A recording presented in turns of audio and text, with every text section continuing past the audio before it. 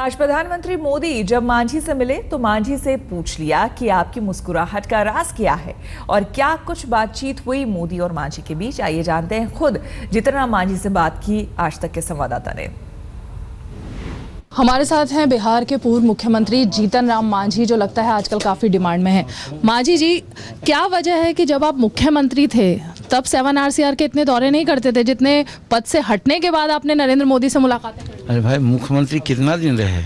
जितना दिन रहे 8 महीना, तो 8 महीना में 2-3 बार उसमें भी मिले थे, तो रेशियो जोड़ लीजिए, 2 महीना में 1 बार। अभी भी वही हालत है। चूँकि इसके लिए हम उनको धन्यवाद देते हैं।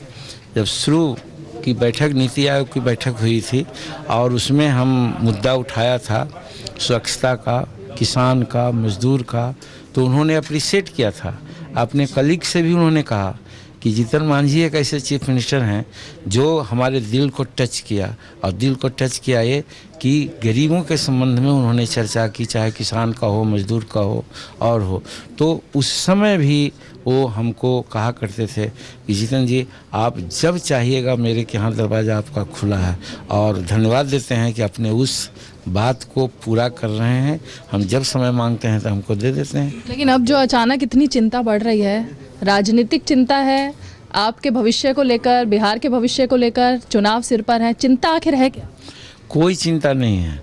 हम तो यही कहते हैं। हमको आज भी उन्होंने एक बात कही, तो आज नीतीश जी एक नई बात उनको कही।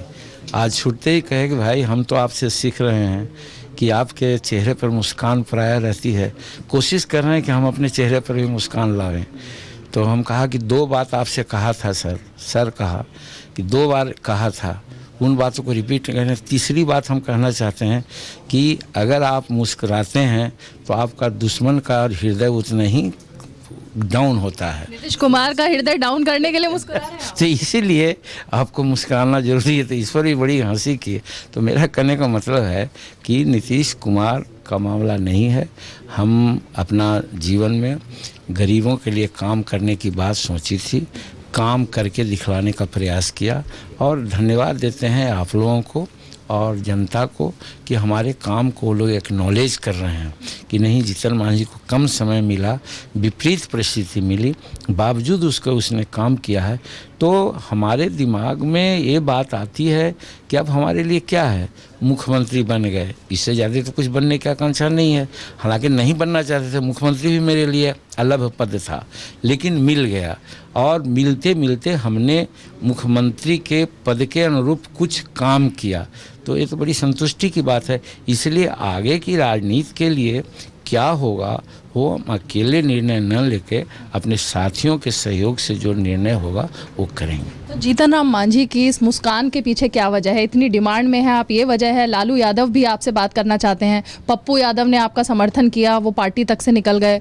नरेंद्र मोदी जब चाहे तब आपको समय दे देते हैं। बीजेपी, अमित शाह कह रहे हैं कि सारे ऑप्शंस खुले हुए हैं बीजेपी के लिए। मुस्कान क्या इसकी वजह है कि आप इतने ज़्यादा आजकल डिमांड में है चुनाव से पहले? ये हम अपने को नहीं मानते हैं कि डिमांड कहाँ क्या है। हम अपना काम करना जानते हैं, काम कर रहे हैं। हम जनता को ज़रूर धन्यवाद देते हैं कि जिन कामों को हम आगे बढ़ाया था उस काम के प्रति वो लोग काफ़ी आंदोलित हैं और कुछ भी करने को वो तैयार हैं। हो सकता है जनता की इस भावना को देख करके बाकी लोग चाहते होंगे कि जीतन मांझी मेरे साथ हो जाए तो अच्छा होगा, मेरे साथ आ जाए तो अच्छा होगा। लेकिन जहाँ तक किसी के साथ रहने की बात है, हम ज़रूर सोचेंगे कि गरीबों का हित पूरा हो, और उसके लिए हम अपने साथियों से विचार विमर्श करेंगे। अभी राज्य स्तर की जो कमेटी है उसको हमने बनाया है। लालू यादव के सामने तो आपने शर्त रख दी है, उनके साथ विचार नहीं मिल रहे हैं? नहीं, शर्त तो अभी कह दिया एक जगह कि हम लोग यहाँ एक प्रोवर्ब्स है कि न उमन हुई है न राधा नाची हैं। तो हम समझते हैं कि जो शर्त कह दिया ये सोच करके कि ये इम्पॉसिबल है, लेकिन कुछ कहना है, चूँकि कहवाए हैं किसी से, इसलिए कह दिया है कि मुख्यमंत्री के रूप में डिक्लेयर कीजिए और चुनाव मेरे नेतृत्व में हो, हम आपके साथ आने पर विचार करेंगे। बीजेपी के सामने